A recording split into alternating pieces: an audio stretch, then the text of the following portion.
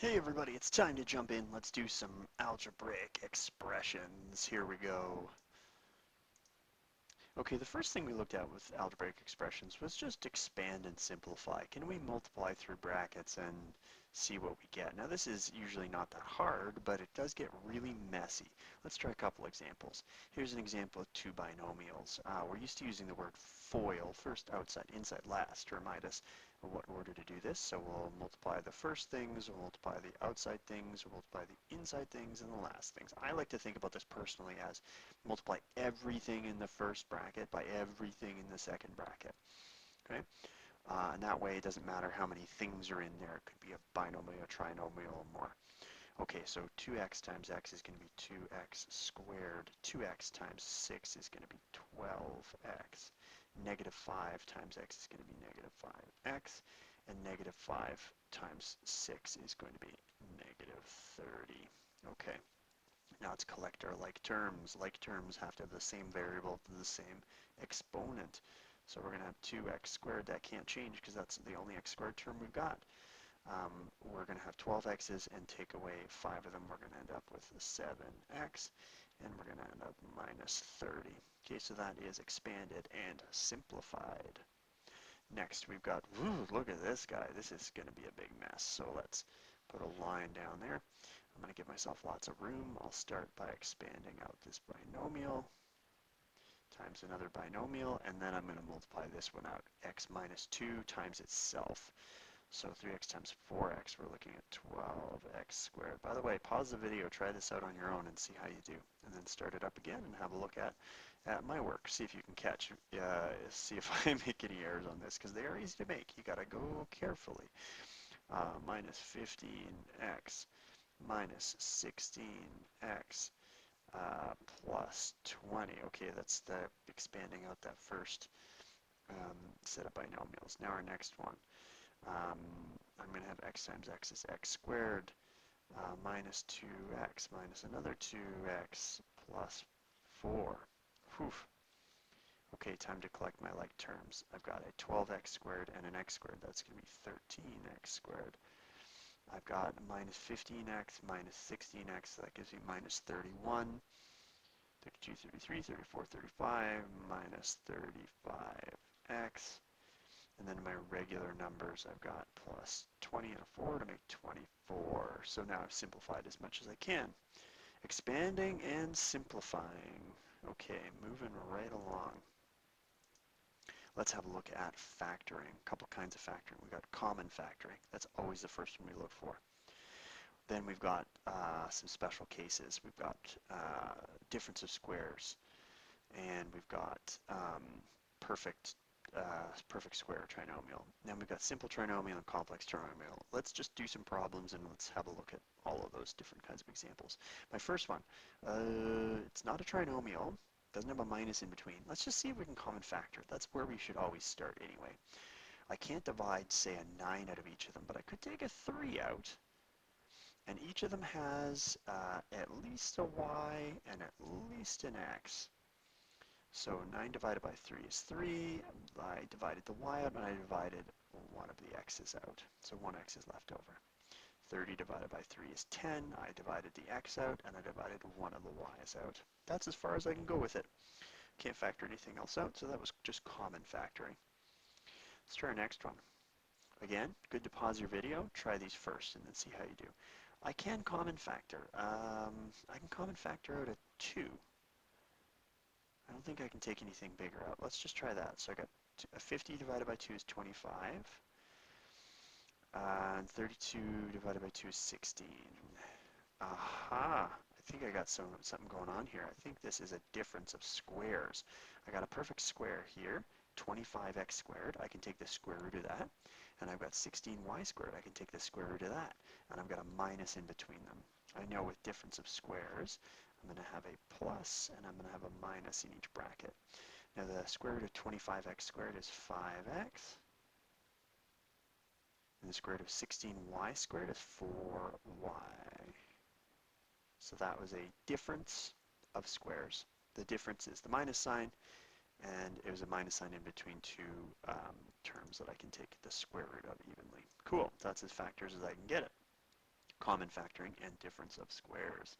Let's try this next one. I got a perfect square trinomial, or sorry, just a common trinomial, regular trinomial. It means I've got a 1 there. So I need to find two numbers. The two numbers need to multiply to 6, and they need to add to 5, positive 5. What are those two numbers going to be? Well, it's always good to look at your multiplying first. 1 times 6, or 2 times 3, those are my factors of 6. 2 and 3 could add together to equal 5, so there we go, x plus 2 and x plus 3. Okay, let's try our next one.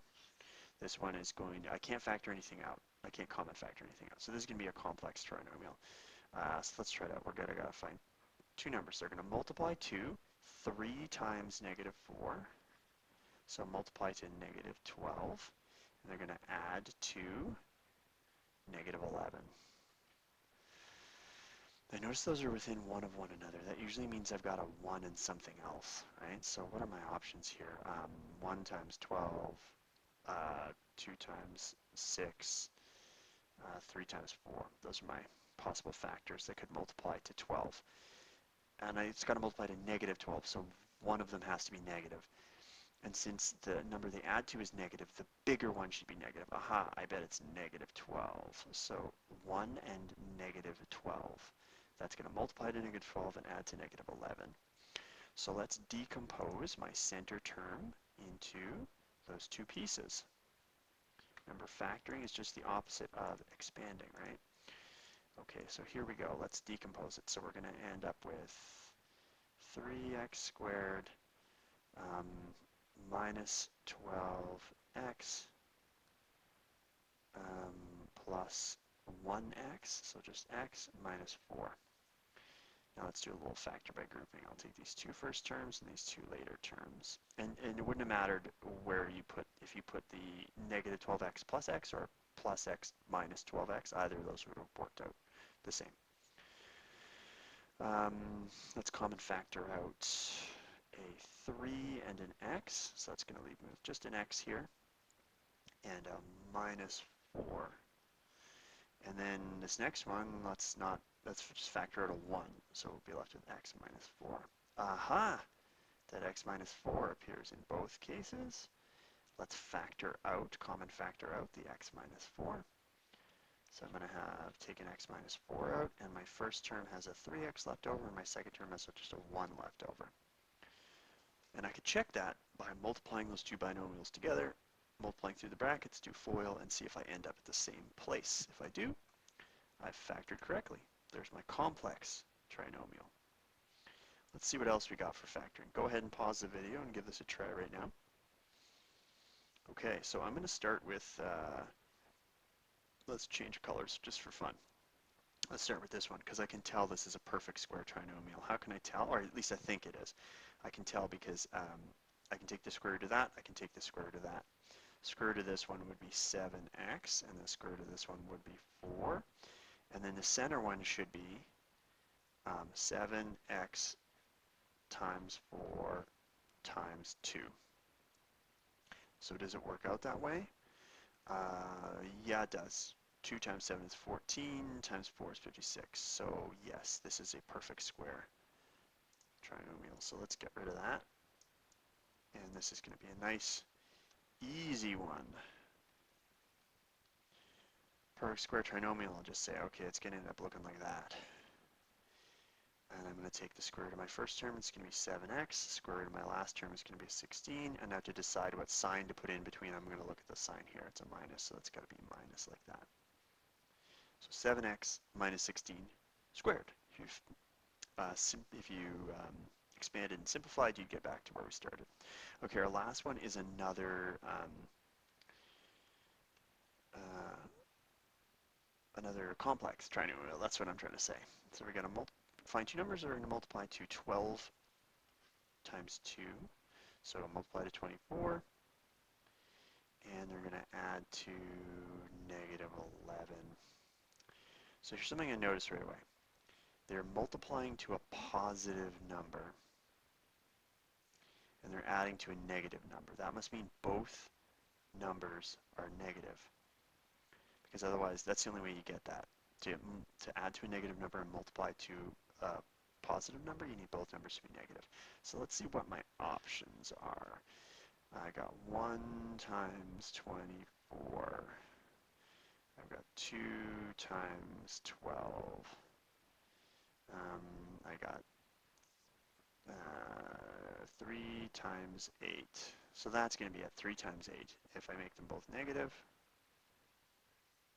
they multiply to negative 24, and they add to negative 11. Perfect. So we're going to decompose my center term into those two bits. So I've got 2x squared, and we'll go minus 3x minus 8x plus 12. So I split my center term into those two pieces. Let's common factor an x out of my first one. So I've got 2x minus 3.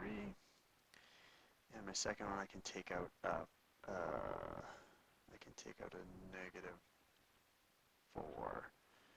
So factor out a 4 from there. I've got 2x minus 3. Cool. Factor out 2x minus 3. The first term I'm left over with an x and a negative 4. So there's my factors. Okay. So that's our factoring. There's one other way we might use our factoring, and this is our last topic we're going to look at here, and that's for solving quadratic equations. So when we're solving quadratic equations, there's two ways we can do it. We can either do it through factoring.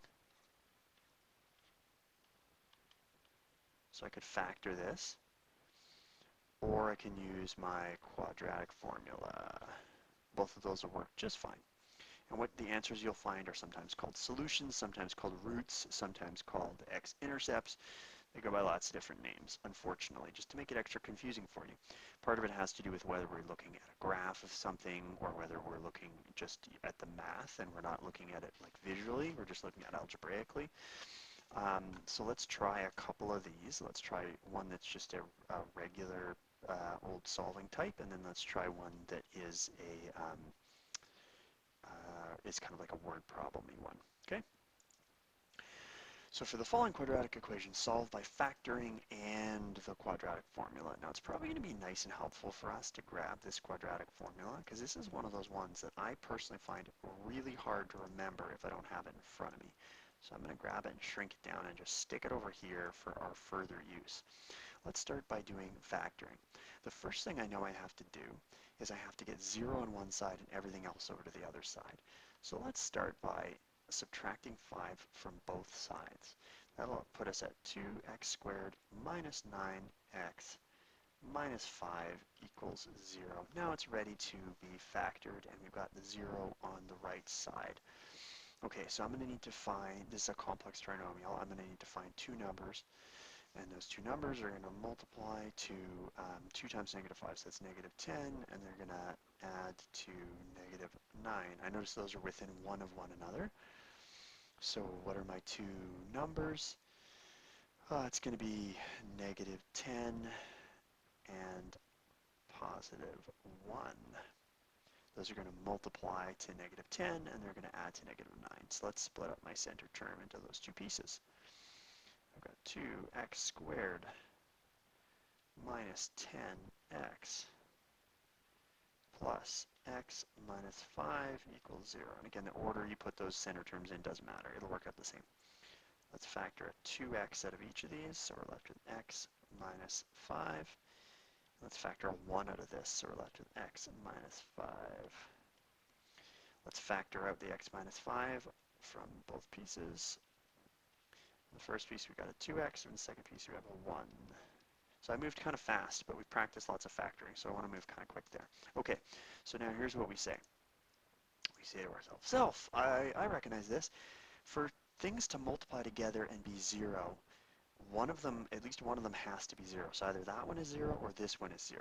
Because otherwise, when you multiply them together, you wouldn't get 0. So let's try this out. For my first one, I'm going to say, okay, what if this one is 0, x minus 5? What if that one is the one that's 0? Well, if x minus 5 is 0, that means x has got to be 5. I solved that by adding 5 to both sides. How about for this one? What if 2x plus 1 is the one that's 0? Well, how can I solve for that? Let's add 1 to both, or subtract 1 from both sides, and divide both sides by 2. X is going to be negative a half. So we'll say, okay, cool. X is either negative a half or 5. Those are my two solutions. Now, if I were to actually graph this using Desmos, and I were to graph y equals 2x squared minus 9x minus 5, I would get a quadratic, and the two x-intercepts would be at negative a half and 5, if I were to graph that. Okay? Let's try doing this with our quadratic formula. So I'm going to grab this stuff and just move it up over here so it's out of the way. Let's use our quadratic formula. Now, the first thing we need to do with our quadratic formula,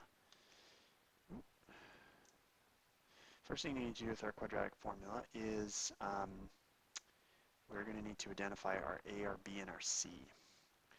So in this case, our a is 2. It's the x squared part. Our b is negative 9. And our c is negative 5. Don't say it's 5 because we got to move it over to the other side, right? We got to have everything equal 0 first. So 2, negative 9, negative 5. Okay, let's sub this into our quadratic formula. So we're going to say x is going to be equal to negative b. So the negative of negative 9 is 9. Plus or minus square root of negative 9 squared minus 4 times a, that's 2, times c, that's negative 5, and all of that over 2 times a, which is 2. Now here's the thing I noticed right away. This whole thing, we're subtracting something that when I multiply this stuff is going to work out as negative. So if you're subtracting a negative, that's the same as adding. Okay? So I'm going to be prepared that I'm actually going to be adding those pieces. So let's go to our next step. X is going to be 9 plus or minus the square root of, and now I've got negative 9 squared, that's going to be 81. And so I'm adding 2 times 5 is going to be 10, times 4 is 40. And all that is over 4. Cool. Okay, let's keep on rolling. Quadratic formula, it takes up lots of space, unfortunately. So we're going to end up with 9 plus or minus square root of 121 over 4. Ooh, 121. That sounds familiar. Can I take the square root of that? Well, let's go into our calculator. 121. Oh yeah, it's 11. The square root of that is 11. So we'll go, okay, it's going to be x equals 9 plus or minus 11 over 4. So we got a couple of outcomes here.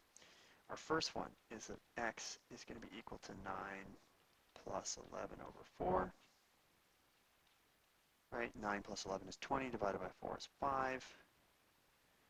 Or we could have x equals 9 minus 11 over 4. That's going to work out to 9 minus 11 is negative 2. Negative 2 over 4 is the same as negative a half. So there we go. We solve for our two things the same way as we got from factoring, but we did it with quadratic formula. Quadratic formula takes longer. It's more likely you'll make a mistake, but you can use it with any numbers, even numbers where you can't get it through factoring because it's like a weird repeating decimal or something like that. Okay? Let's move on and let's try one last one. Just a little bit of a word problem here. A water balloon is catapulted into the air from the top of a building. The height ht in meters of the balloon after t seconds is this function.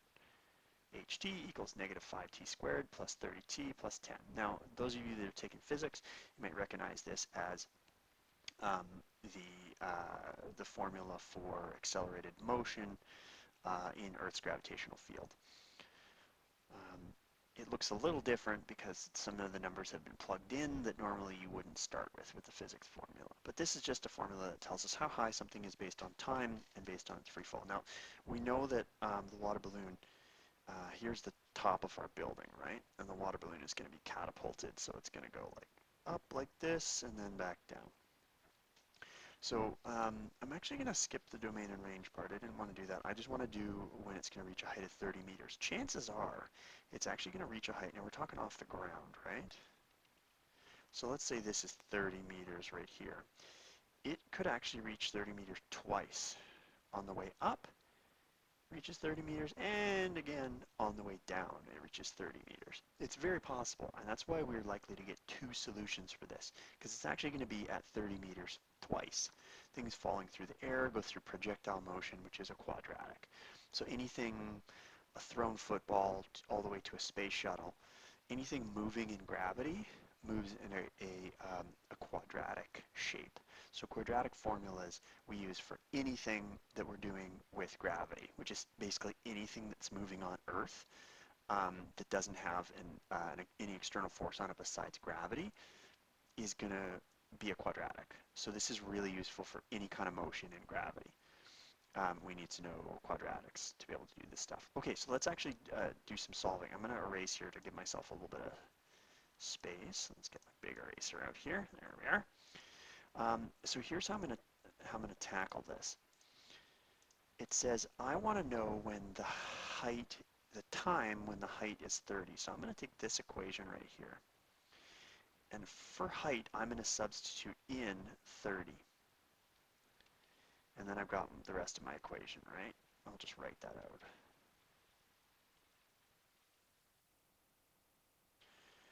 Now, if I want to solve for t, I need to have 0 on one side and everything else on the other side. So let's subtract 30 from both sides. That'll leave me with 0 here.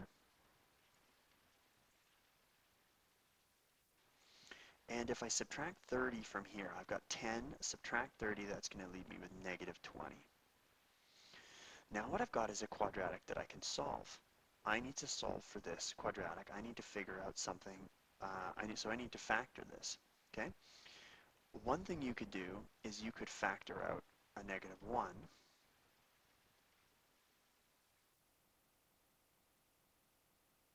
In order to make your numbers a little nicer. Oh, I could factor out a 5 as well, actually. Yeah, let's factor both of that out. Let's factor out a negative 5. All right, now we're talking. Now we're cooking. Negative 5, so I ends up with t squared. 30 divided by 5 is going to be 6, but it's going to be negative because I factored out a negative 5. And 20 divided by 5 is 4, but I factored out a negative 5. Okay. Now, I can divide both sides by negative 5, and if you divide 0 by negative 5, it doesn't change, right? If you divide this side by negative 5, the negative 5 is gone. So I can actually get rid of that negative 5. And I'm just left with t squared minus 6t plus 4. Now, can I factor this? Is this one that's easily factorable? Can I think of two numbers that will multiply to 4 and add to negative 6? If I can think of two numbers that would do that, then I'm in business. If I can't, those numbers still exist, but I have to use a quadratic formula. I'm not actually going to go through and solve this whole thing because you could do that using the quadratic formula. You could say my a is 1, my b is negative 6, and my c is 4. Now you could have also done it with this version right here and said my a is negative 5, my b is 30, and my c is negative 20, and you'd actually get the same answer. Okay? But we could use quadratic formula in order to find the two times when we reach 30 meters. So that's how we can actually use this kind of solving in a problem that involves real-world mechanics. Okay, so that's it for our algebraic expressions. I hope this has been helpful. Now it's time for some practice. Go for it.